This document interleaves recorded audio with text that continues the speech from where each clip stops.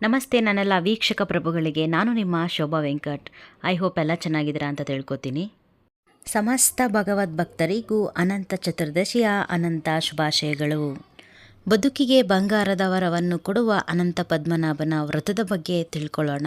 ಅನಂತ ಚತುರ್ದಶಿ September 6ರಂದು ಆಚರಣೆ ಮಾಡಲಾಗುತ್ತದೆ. ಅನಂತ ಪದ್ಮನಾಭ ವ್ರತ. ಈ ವ್ರತವನ್ನು ಭಾದ್ರಪದ ಮಾಸದಲ್ಲಿ ಶುಕ್ಲ ಪಕ್ಷದ ಚತುರ್ದಶಿಯೆಂದು ಮಾಡಬೇಕು. ಸೆಪ್ಟೆಂಬರ್ 6ರಂದು ಆಚರಿಸಲಾಗುತ್ತದೆ. ಈ ಶುಭ ದಿನವನ್ನು ವಿಷ್ಣುವನ್ನು ಪೂಜಿಸಲು ಅರ್ಪಿಸಲಾಗುತ್ತದೆ ಎಂದು ಹೇಳಬಹುದು. ಭಗವಾನ್ ವಿಷ್ಣುವನ್ನು ಅನಂತ ಎಂದು ಕರೆಯುತ್ತಾರೆ, ಅಂದರೆ ಅಂತ್ಯವಿಲ್ಲ ಎಂಬ ಅರ್ಥ ನೀಡುತ್ತದೆ. ಎಲ್ಲರಿಗೂ ಅನಂತ ಚತುರ್ದಶಿಯ ಶುಭಾಶಯಗಳು. ಮತ್ತೊಮ್ಮೆ ಭಗವಾನ್ ಶ್ರೀ ವಿಷ್ಣುವನ್ನು ನೆನೆಯುತ್ತಾ ಈ ವ್ರತ ಕಥೆಯನ್ನು ತಿಳಿದುಕೊಳ್ಳೋಣ. ನೈಮಿಷಾರಣ್ಯದಲ್ಲಿ ಸೌನಕಾದಿಗಳಿಗೆ ಸೂತ ಮಹರ್ಷಿಗಳು ಈ ಕಥೆಯನ್ನು ಹೇಳುತ್ತಾರೆ. ಪೂರ್ವದಲ್ಲಿ ಭಾಗೀರಥಿ ನದಿಯ ತೀರದಲ್ಲಿ ಧಮಸ್ತಕನಾಗಿ ತಮ್ಮಿಂದ ರೂಢಗೂಡಿ ಅರಣ್ಯವಾಸ ಮಾಡುತ್ತಿರುವ ಧರ್ಮರಾಜನು ಅತ್ಯಂತ ಕಷ್ಟಪಡುತ್ತಿದ್ದನು. ಆ ಸಮಯಕ್ಕೆ ಅಲ್ಲಿಗೆ ಮಹಾನುಭಾವನಾಗಿ ಬಂದ ಶ್ರೀಕೃಷ್ಣನಿಗೆ ನಮಸ್ಕರಿಸಿದ ಯುಧಿಷ್ಠರನು, ಕರುಣಾಮೂರ್ತಿಯಾದ ಶ್ರೀಕೃಷ್ಣನೇ, ನನ್ನ ಸಹೋದರರೊಂದಿಗೆ ವನವಾಸದಿಂದ ಅತ್ಯಂತ ದುಃಖ ಅನುಭವಿಸುತ್ತಿದ್ದೇವೆ. ಈ ಕಷ್ಟಗಳಿಂದ ಪಾರಾಗಲು ಯಾವುದಾದರೂ ವ್ರತವಿದ್ದರೆ ಹೇಳು ಎಂದು ಕೇಳಿದಾಗ ಶ್ರೀಕೃಷ್ಣನು, ಧರ್ಮರಾಯ ಕೇಳು, ಪುರುಷರಿಗೂ ಸ್ತ್ರೀಯರಿಗೂ ಸಕಲ ಕಾಮ್ಯಸಿದ್ಧಿ ಕೊಡುವ ಅನಂತ ವ್ರತವೆಂದ ಒಂದು ವ್ರತವಿದೆ. ಈ ವ್ರತವನ್ನು ಭಾದ್ರಪದ ಮಾಸದಲ್ಲಿ ಶುಕ್ಲ ಪಕ್ಷದ ಚತುರ್ದಶಿ ಎಂದು ಮಾಡಬೇಕು ಎಂದು ಹೇಳಿದರು. ಧರ್ಮರಾಯನು ಆ ವ್ರತ ಕಥೆಯನ್ನು ಹೇಳು ಎಂದು ಶ್ರೀಕೃಷ್ಣನಿಗೆ ಕೇಳುತ್ತಾರೆ. ಕೃತಯುಗದಲ್ಲಿ ಸಮಂತನೆಂಬ ಬ್ರಾಹ್ಮಣ ಇರುತ್ತಾನೆ. ಆತನು ವಸಿಷ್ಠ ಗೋತ್ರದವರು. ಅಧ್ಯಯನ ಶಾಸ್ತ್ರ ಸಂಪತ್ತನ್ನು ಆಗಿದ್ದರು, ಅಂದರೆ ಅಧ್ಯಯನದಲ್ಲಿ ಶಾಸ್ತ್ರ ಸಂಪತ್ತನ್ನು ಹೊಂದಿದ್ದರು ಎಂದು ಹೇಳುತ್ತಾರೆ. ಆತನು ಭೃಗು ಮಹರ್ಷಿಗಳ ಮಗಳಾದ ದೀಕ್ಷಾ ಎಂಬ ಕನ್ಯೆಯನ್ನು ವಿವಾಹವಾಗಿದ್ದರು.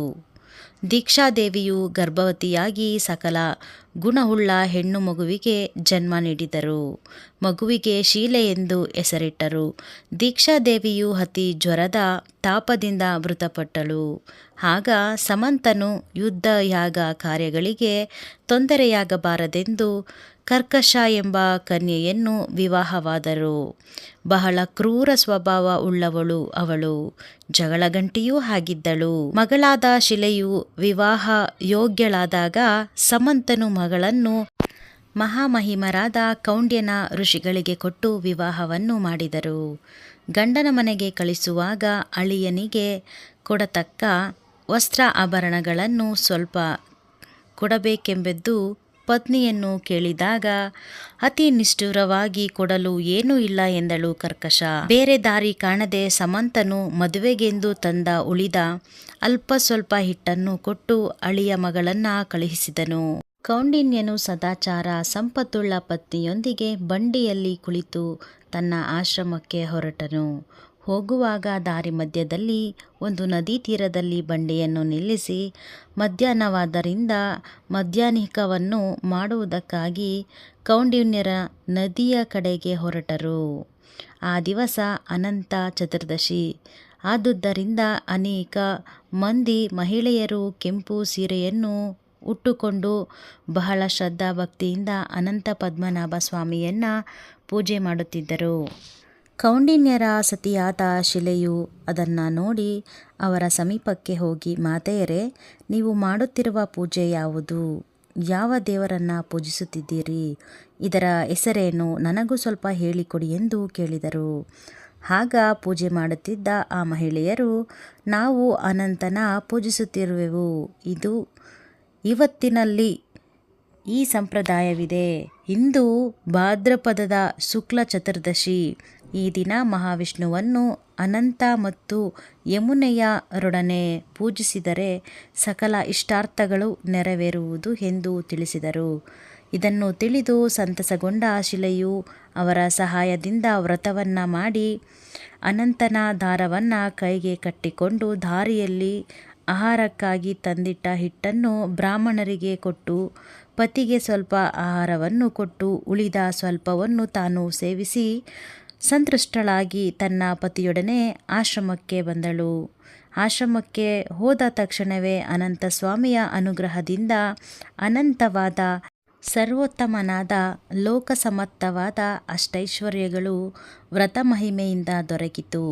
ಕೌಂಡ್ಯನ ಮಹಾಮುನಿಯು ಆಶ್ರಮವು ಸಕಲ ಐಶ್ವರ್ಯಗಳಿಂದ ಧನಧಾನ್ಯಗಳಿಂದಲೂ ಹಾಗೂ ಅತಿಥಿ ಸಂಸ್ಕಾರದಿಂದ ಕೂಡಿ ಅಧಿಕವಾಗಿ ಪ್ರಜ್ವಲಿಸುತ್ತಿತ್ತು.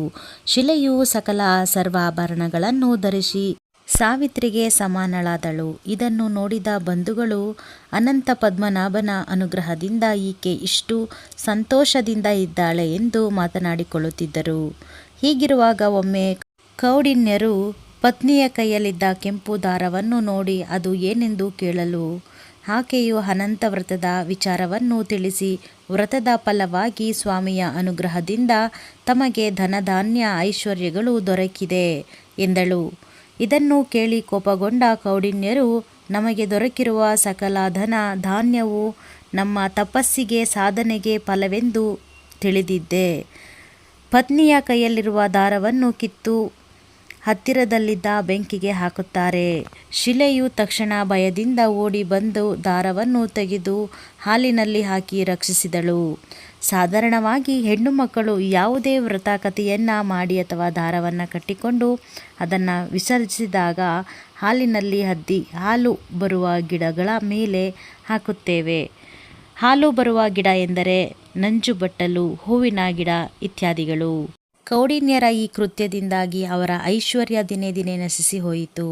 ಇದನ್ನು ಅರಿತು ಕೌಂಡಿನ್ಯರು ತಮ್ಮ ಅಹಂಕಾರದಿಂದ ಈ ರೀತಿ ಆಯಿತು ಎಂದು ತಿಳಿದು ಬಹಳ ನೊಂದು ಅನಂತನಿಗಾಗಿ ಕಾಡಿನಲ್ಲಿ ಅಲೆದಾಡಿ ಹುಡುಕಾಟ ನಡೆಸುತ್ತಾರೆ.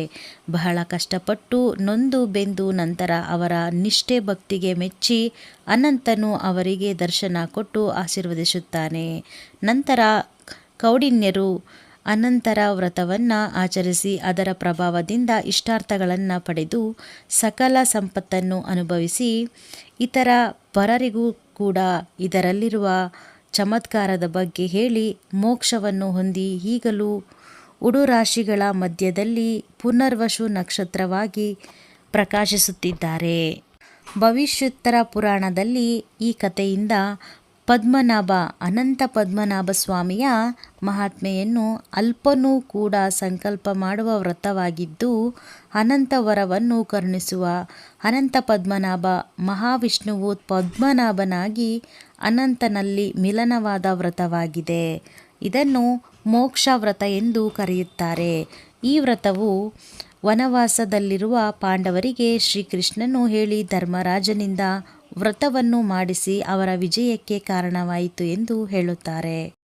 ಅಗಸ್ತ್ಯ ಮಹರ್ಷಿಗಳಿಂದ ಆಚರಿಸಲ್ಪಟ್ಟ ಈ ವ್ರತವನ್ನು ಜನಕ, ಸಾಗರ, ದಿಲೀಪ, ಹರಿಶ್ಚಂದ್ರ, ಭರತಾದಿ ಆಚರಿಸಿ ಅದರ ಪ್ರಭಾವದಿಂದ ರಾಜ್ಯವನ್ನು ಸುಖದಿಂದ ಪರಿಪಾಲಿಸಿ ಖ್ಯಾತರಾಗಿದ್ದಾರೆ ಎಂದು ಹೇಳಲಾಗಿದೆ. ಆಕಾಶದಿಂದ ಬಿದ್ದ ನೀರು ಸಾಗರವನ್ನು ಸೇರುವಂತೆ ಎಲ್ಲ ದೇವತೆಗಳಿಗೂ ಮಾಡಿದ ನಮಸ್ಕಾರ ಕೇಶವನನ್ನು ಸೇರುತ್ತದೆ. ಎಲ್ಲರೂ ಸುಖಿಗಳಾಗಿರಲಿ, ಸರ್ವರು ನಿರೋಗಿಗಳಾಗಲಿ, ಎಲ್ಲರೂ ಒಳ್ಳೆಯದನ್ನು ಮಾಡಲಿ, ಪ್ರತಿಯೊಬ್ಬರೂ ದುಃಖವನ್ನು ಕಾಣದಿರಲಿ. ಹೌದು ಬಂಧುಗಳೇ, ಅನಂತ ಪದ್ಮನಾಭನ ವ್ರತವನ್ನು ಮಾಡಿದರೆ ಭಿಕ್ಷೆ ಬೇಡುವ ಭಿಕ್ಷುಕನು ಕೂಡ ರಾಜಾತಿಥ್ಯವನ್ನು ಅನುಭವಿಸಬಹುದು ಎನ್ನುವುದಕ್ಕೆ ಈ ಕತೆ ಉದಾಹರಣೆಯಾಗಿದೆ. ಮುನಿಸು ಕೋಪ, ದುರಹಂಕಾರ, ಅಹಂಕಾರ ಎಲ್ಲವನ್ನು ಬಿಟ್ಟು ಅನಂತ ಪದ್ಮನಾಭನ ವ್ರತವನ್ನು ಆಚರಿಸಿ ನಿಮ್ಮ ಇಷ್ಟಾರ್ಥಗಳನ್ನು ನೆರವೇರಿಸಿಕೊಳ್ಳಿ. ಈ ಕಥಾ ಸ್ಟೋರಿ ನಿಮಗೆ ಇಷ್ಟ ಆಗಿದರೆ ಲೈಕ್ ಮಾಡಿ, ಶೇರ್ ಮಾಡಿ, ಕಮೆಂಟ್ ಮಾಡಿ, ಹಾಗೆ ಸಬ್ಸ್ಕ್ರೈಬ್ ಮಾಡಿ.